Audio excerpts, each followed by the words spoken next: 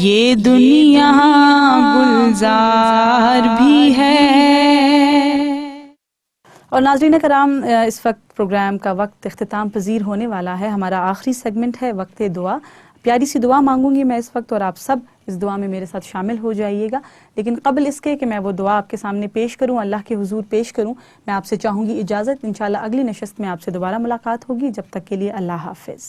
उम्मत है परेशान खबर लीजिए आका, उम्मत है परेशान खबर लीजिए आका, खतरे में है ईमान खबर लीजिए आका।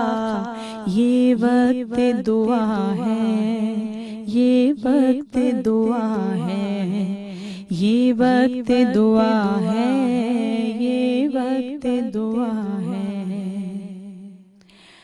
हर सिमत से मुस्लिम पे चढ़ा आता है तूफान, हर सिमत से मुस्लिम पे चढ़ा आता है तूफान। तूफान पे तूफान खबर लीजिए आका, तूफान पे तूफान खबर लीजिए आका, खतरे में है ईमान खबर लीजिए आका। उम्मत है परेशान खबर लीजिए आका।